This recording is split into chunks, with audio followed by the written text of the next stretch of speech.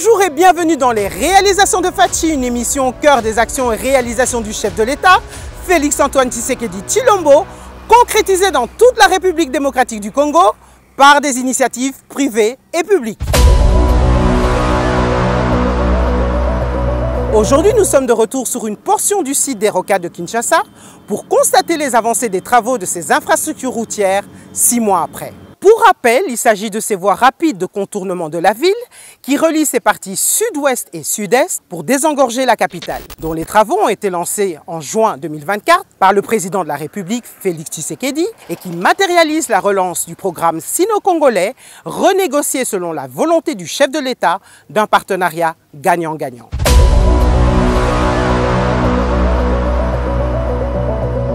Retour en images sur notre émission du mois d'octobre 2024 où nous vous faisons découvrir ce vaste programme de modernisation de nos infrastructures routières. Privées et publiques.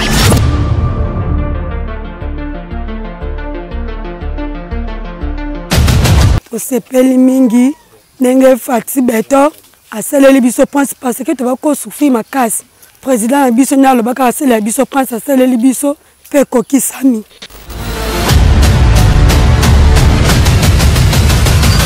Vraiment, à saleli biso nzela, tout le monde a dit ndoto et comme réalité, na président na biso, Fati Beton, to kumisa ye mingi, to tika trahison ya chef de l'État. À la fin, ya balabala bien, bawewa, beguna pita.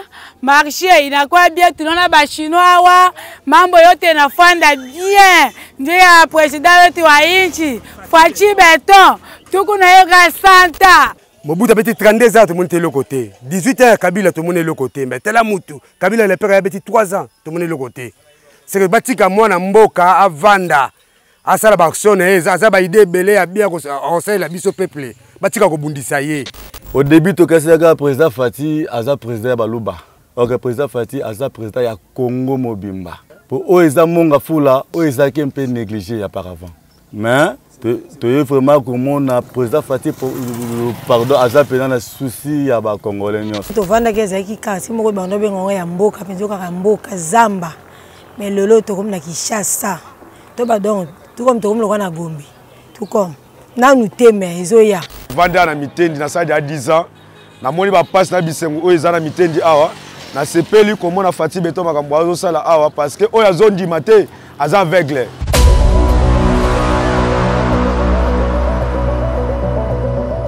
Enfin, il s'agit d'une route périphérique de 63 km reliant le sud-ouest au sud-est de Kinshasa, au départ de la cité de Mboudi, en passant notamment par les quartiers de Mitendi, Kimwenza, Njili Brasserie, Kimbanseke, avant de déboucher sur la route nationale numéro 1, non loin de l'aéroport international de Njili.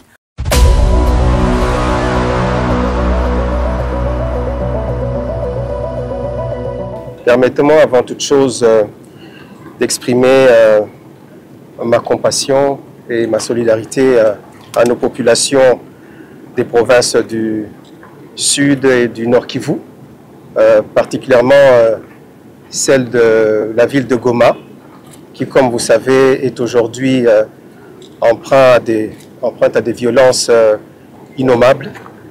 Et ces populations qui aujourd'hui sont sous l'occupation des forces rwandaises ont vraiment toute l'attention de la République et l'accompagnement de la République.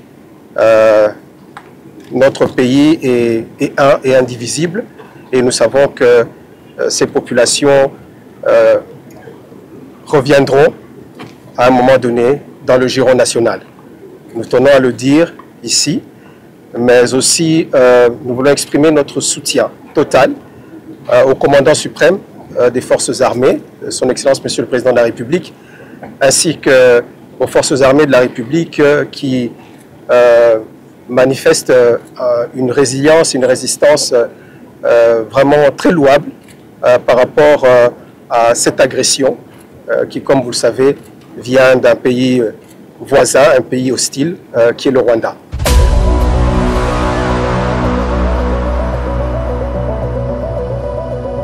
C'est vrai que l'Est de la République est en proie à un front militaire, mais la République doit continuer à fonctionner. Ici, nous sommes sur le front du développement et nous avons voulu ce jour revenir ici sur le site de notre projet des rocades de Kinshasa. Comme vous le savez, il s'agit d'un projet qui va faire un périphérique ou une ceinture tout autour de la ville de Kinshasa. Et nous avons commencé par la rocade sud-est et la rocade sud-ouest.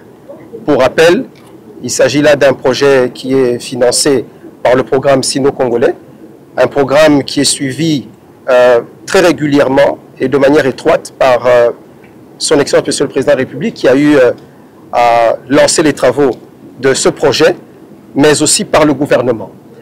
Et donc, au travers de notre ministère, le ministère des Infrastructures et Travaux Publics, qui est ici représenté par toutes ses composantes, l'Agence congolaise des grands travaux qui en assure la maîtrise d'ouvrage, également ceux qui nous accompagnent dans la surveillance, que ce soit l'OVD, l'Office de route, mais aussi nos amis de CISC qui exécutent les travaux. Les missions de contrôle sont également là, au rendez-vous. Également l'agence de pilotage qui, comme vous le savez, coordonne un peu tous ces programmes avec des conventions de collaboration. Et donc, nous avons décidé de faire cette descente avec toute cette équipe parce que, de manière régulière, nous assurons le suivi de ce projet.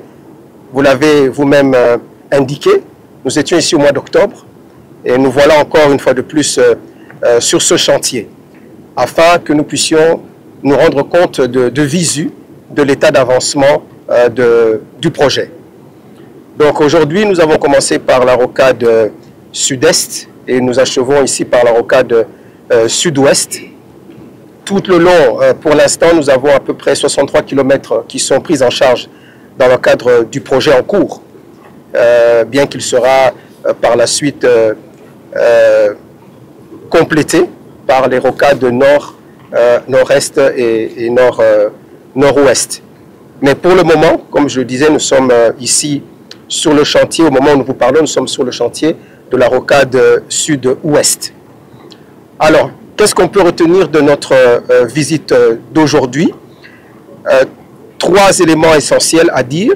C'est que, l'objectif que nous poursuivons, c'est de voir d'abord la qualité des ouvrages.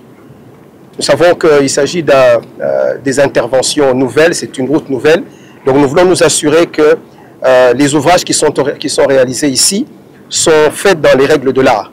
Vous êtes ici sur un site où vous voyez que des ouvrages ont été réalisés, les assainissements ont été faits pour nous assurer que les eaux sont évacuées correctement et que toutes les problématiques d'érosion sont également prises en charge en construisant, comme vous pouvez voir, des talus ainsi que d'autres ouvrages tels que les caniveaux de crête. Tout cela pour éviter que demain, avec les pluies diluviennes auxquelles nous faisons face aujourd'hui avec le changement climatique, que demain, toutes ces conditions viennent détruire cet ouvrage ou cette route qui est tellement attendue par la population. Et donc, nous voyons que les ouvrages, tout ce qui est ouvrages d'assainissement, sont bien avancés. Sur certaines sections, nous avons constaté que déjà les couches de fondation ont déjà été réalisées. Ici, nous sommes à un endroit où même la couche de base a déjà été déployée et il ne reste plus que pratiquement la couche de roulement.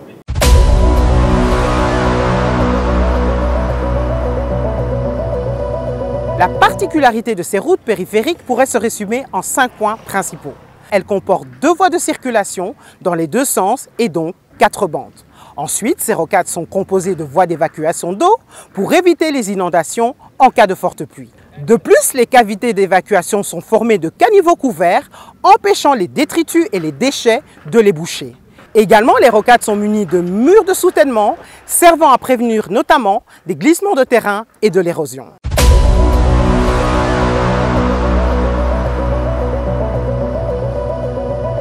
Na tondi botondi nano na tata mokeli nzambe oyo asali biso oyo pe apesaki mokonzi ya mboka likanisi depuis 60 ti na moya lelo totikali nano komona moto atikala kokanisela biso lulenge oyo boye. C'est-à-dire Nzambe abakisila ye bwanya pe makanisi ebele ezala take bangunda bazali ko bundisa ye bakolonga te. Oyo nyonso bazali ko bundisa ye bakolonga te. Po lokola biso peuple tozali kolela liboso na ye Nzambe akobatela ye.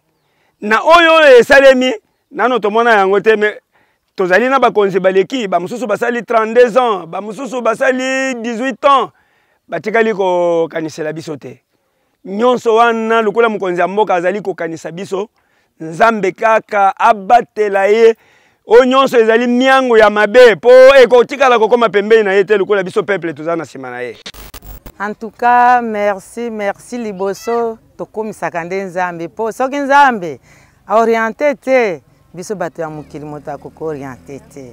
O tolobaka peke toute autorité vient de Dieu. Soki lelo biso awa toyebaki te qu'un jour tokomonaka mutuka moko oyo babengi remorque o bien nini mais lelo oyo tozomona oyo tokanaki te tomoni yango. En tout cas kimukonzi oyo eza te biso bato ya mokili nde totie yo mais oyo ati yo ezaka moto moko oyo totalelaka Nzambe ya likolo. Topesi Nzambe merci.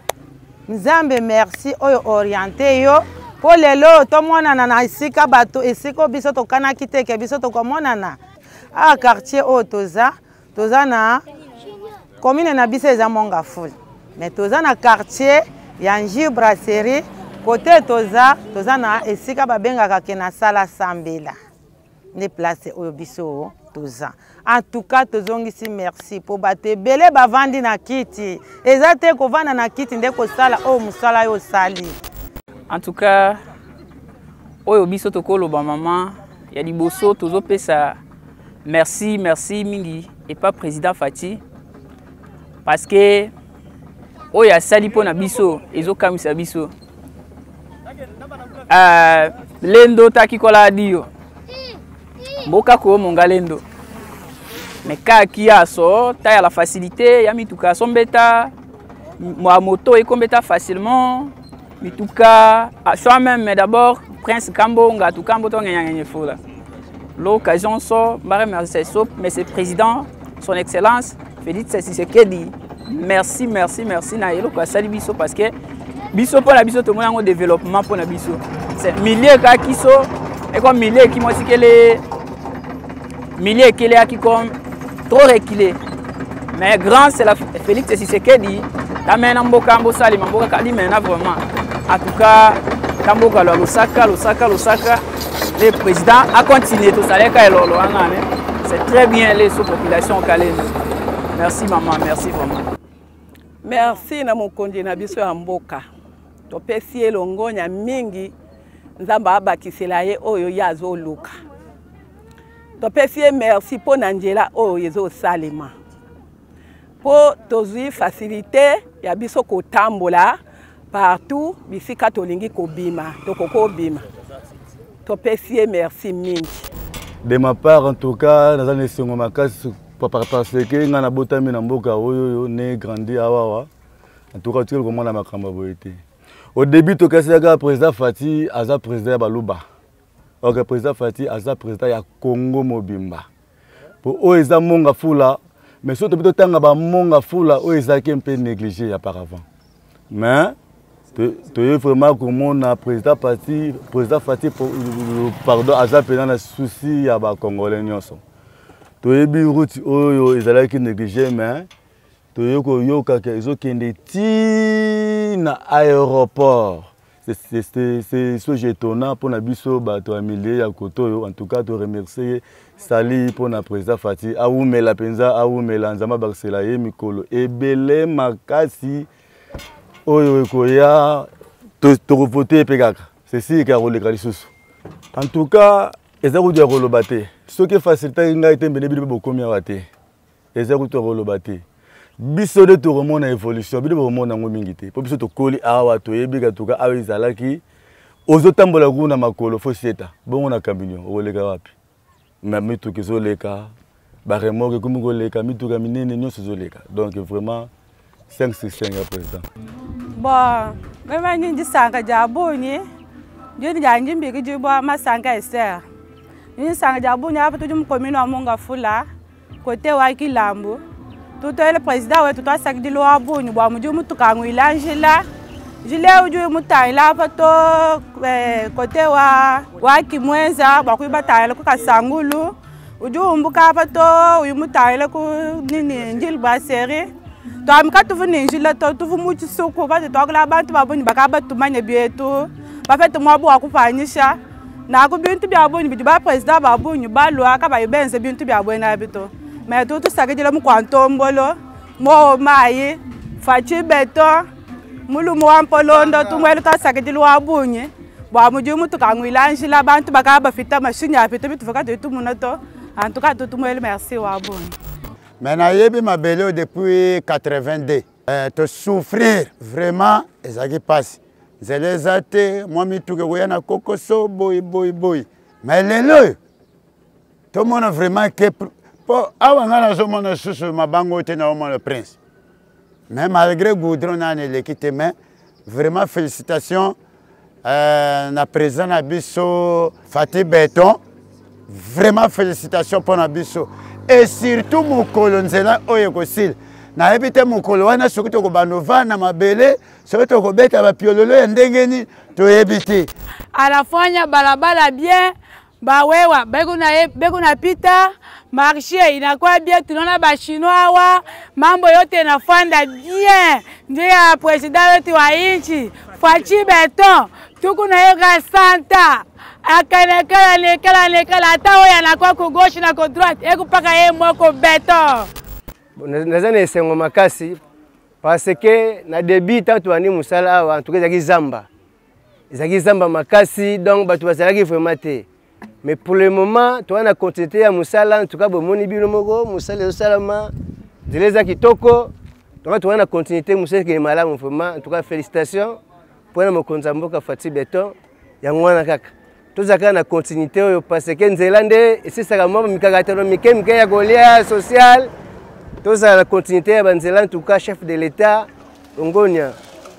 Bon, Nzélande, et Keiboye, et Kei jusqu'à Tilutendele. Nzeleza ti lutendele so keibo yokati nchi kwa seri kimbanseke ebimi jusqu'à mokali ruti nzoko kolekti koleka buma côté à papa kizenga zalaga nyeso nzeleke leka wana ti buma ti aéroport Angile muke sepela mingi na mfumu na betu ya ntoto amesalila betu njila ibetu va kwenda mpashi na njila matete bete souffrir mais awa ngeke baka moto tout droit à l'aise ngeke kwenge sumbiloko bima bien muke sepela penza nzambu kuvana kati nangi mbangu kuvana na twala yani yavana nima samna kusunga betu mais sepela mingi awa tozana quartier Millennium kombo na ngai maître Jene Ntiala Metal en tout cas eloko o facha sali ezali la toute première fois tout le monde a banda RDC Salama. Ba konzi ba leka ba marque na marque. Mais le loco tout le monde a ngoti. En tout cas, président Facha Oumela. Ata bazo bundisaye, mais ba kolonga été. Yé azali fils du pays. Le ko la biso peut ça ba fils du pays. Muta kolonga azate ezala na butu ezala na moyi. Nzela oyo ibagisi avantage ebele pour milliers oyo batu baboyaka yango babenga yango village mais président Fatih aye to comprendre galaki village iti to moni nzile salami kitoko ele odo senga na président Fatih atela biso ba lumière publique atela biso na mai en tout cas président Fatih wumela na yo wumela vraiment batika yo banguna bakolonga ti ba mata bakita 0 sur 1000. Vraiment, les bandels na liboso de Senghor l'axibiso, il y a prince parce que awa tozalaki vraiment pour bima Kinshasa, obima pompage, obima magasin, vraiment tozo nyokama. Ezali pour kende Kasangulu Congo central Matadi, tozo nyokama. Mais lelo tozo grâce à Dieu, président République Fatih Béton sali biso goudron, magé sana nécessité mais eza vraiment goudron ba goudron. Zo sa magitoko, eza munene, 4 ban, vraiment route de carnaval standard ba leki batandenge ndenge ba leki awa. Vraiment lelo to moni mokonza mboka mnende Fatih Béton sali nzela nzamba pambola ya bakisa mikolo ebele ba mandat na vraiment etombwama vraiment to kolemba te na mokonza mboka oyo asali biso kombo na Merline na mwana Ngujabaka mwana chef Mafula donc to sepeli mingi pona nzela na mboka na biso En tout cas, banda mon conseiller bon sélection nzela oh en tout cas même si na ba faire nanga na comment ressentir moi OK ça va. Bon, tozo pesa mon continuer biso Fati Beton merci. Na o azo sala pona biso da to sepeli a trop akoba na ko sala. Asuka kana nzela te akoba na makambo nyonso. Vraiment asaleli biso nzela. To mona ke lokola ndoto ekomi réalité na président na biso Fati Beton. To kumisa ye mingi. Totika trahison ya chef de l'État. Tozala clair. Kobanda na ba militaire ya FARDC. Kobanda na ba policier na biso. Kobanda biso moko ba militaire ba peuple. Tolinga président na biso. Toka bamboka soki moke te. Po azali mwana ya mboka ya likukuma te. Partout ba yebie na poto ba yebie apeto yebie azali mwana ya Papa Kisekedi. Papa Kisekedi alekaka na route de carnaval awa. Azo pesa biso ba mungwa. Azo kaba biloko.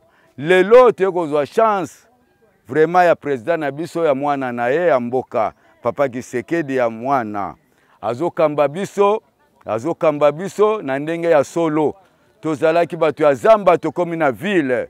Na mboka Manyanga, mboka Ngudabaka, mboka Nsabuka tokomi na ville. Tokumisi président na biso. Azala kaka tangu nyoso. Asala biso makamwisi. Asala biso pe nzela oye bale. Oyezo kene na plage.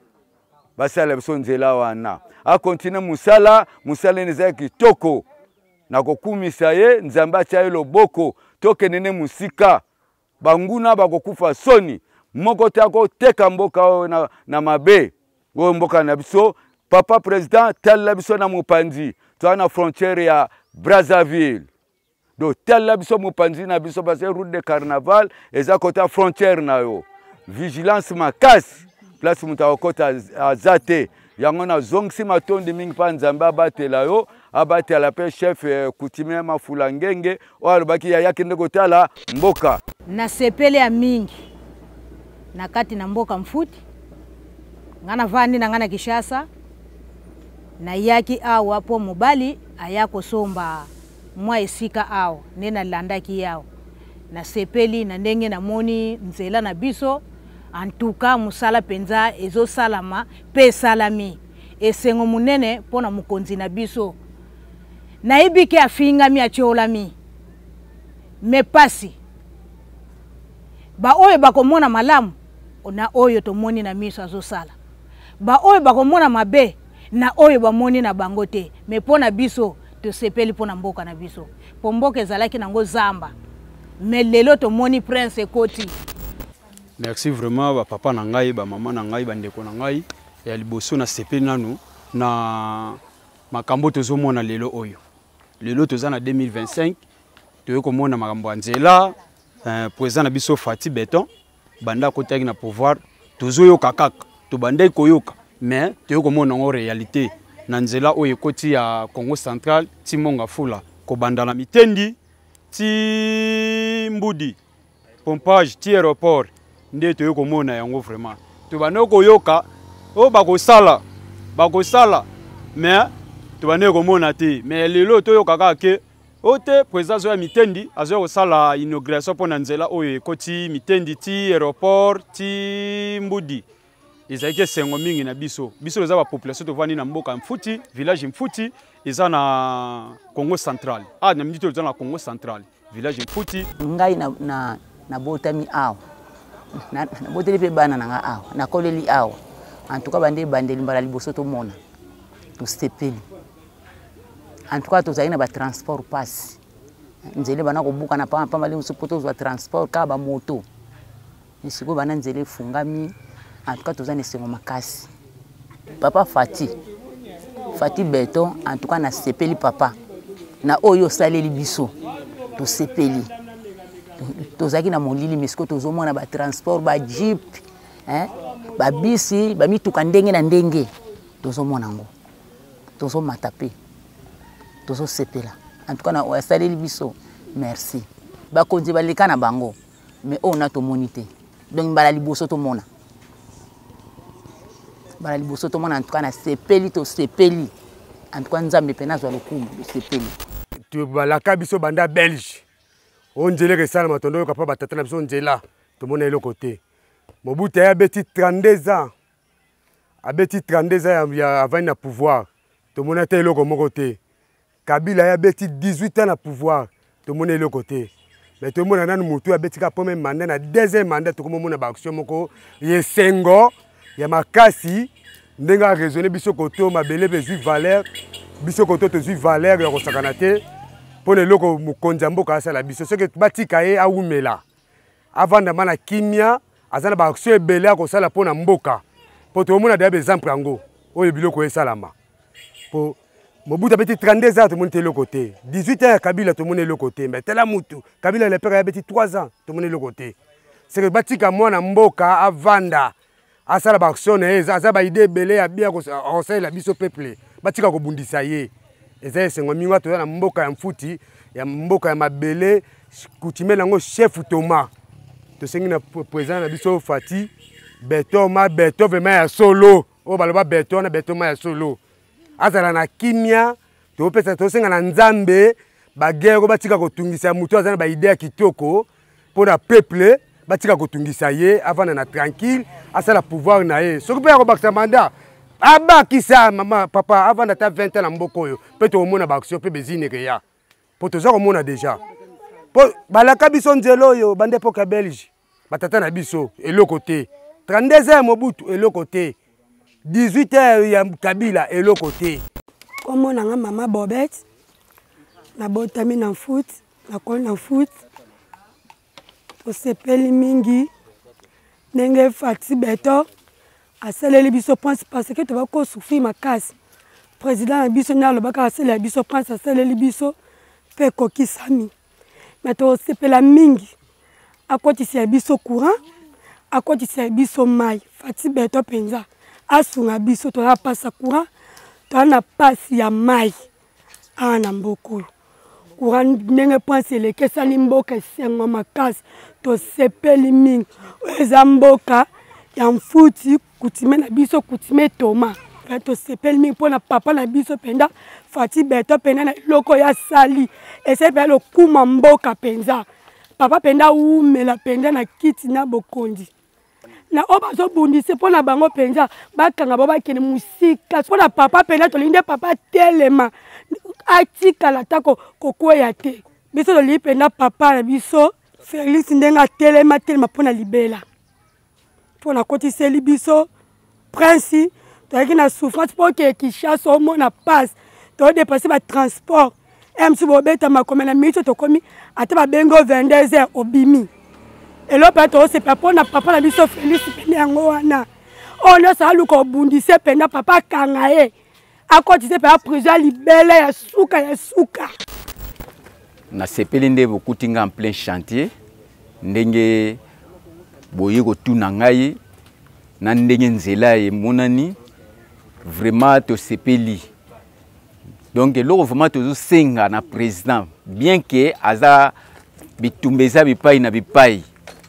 Azaka mwana mobali et puis loko laza kolomboka akolonga et loko ya yo ezaka ya yo donc asala kaka dans les mieux possible nyonso akolonga kaka bitumbo ya zanango nzela emonani déjà en plein ezali même na poto esika toza awa ezali quartier Millennium awa ndi Millennium esika ba yeko cha banda kwa leta awa quartier Millennium ezaki nzele zate batu bako yate moye ba ya ezate mais lelo quartier Millennium ezui en plein donc vraiment na sepeli mingi to vanda ke ezaki kasi moko bando bengo ya mboka penzo ka mboka zamba mais lelo to comme na Kinshasa to ba donc tout comme to comme le na Gombe tout comme na nous teme ezoya yo mo mtelingi boye salama boye. En tout cas, na sepeli penza na sepeli makasi. To zaki na terrasse te to yaki asoko ya zelo penza ko nso tim dans moto mo eleke zate. Na minute mutu kezo leke uta pompage zo leka. Ba taxi zo leka. To belo ni to ko pesa wete donc nzambe kaka abatelo ka place wana kana kiti wana oyo vanda ko umela place. Ya sepeli makasi. Ponzelo ezengina mabulu makasi. Bana moto yo nyoko makasi pona transport ko bima. Tu viens à ta finale de bonheur en makasi. Vous savez, nous comptons moi pour la sélection de la bien. tosepeli makasi elo naziki nango na posa nalobaka yango wana kaka oki na pasi nzela mona to soki otama otala zelo ema totina makolo tosepeli mpo na nzela obongiseli biso na nzela liboso donk ezalaki pasi kitoko mpenza mpo na nzela makambo osali tosepeli nango baoyo bazobungisa ye nzambe bakolongisa ye te nzambe da fa épargne yango mpo papa azosala makambo malamu biso tosepeli mpo koto ezalaki mabe mpo mona bato mpango lelo kote emata mpo basali nzela oyo liboso lupango ezalaki moins cher mais na minute oke ya kotuna lupango koto omona yango cher donc tosepeli mpo na nzela en plus makambo ebele ekomi kofongama koto mpo apopo kaka nzela oyo topesi ye merci mingi navandi na mitendi nasali ya 10 ans namoni bapasi na bisengo oyo eza na mitendi awa nasepeli komona Fati Beto makambo azosala awa parce que oyo azondima te aza aveugle mpo biso toza bacongolais mpo moto omona asalela oyo asalela combien de fois tala makambo ezosalama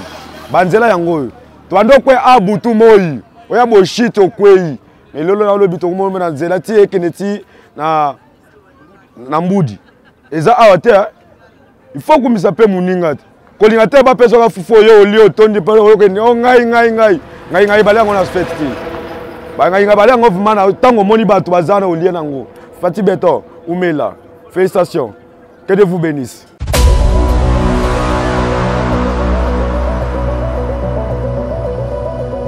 Ainsi se termine cette émission consacrée à l'avancement des travaux de construction des rocades de Kinshasa, route périphérique asphaltée de circulation à grande vitesse servant à désengorger la ville. Merci de nous avoir suivis, merci à toute l'équipe technique et à très bientôt pour un autre numéro des réalisations de Fachi.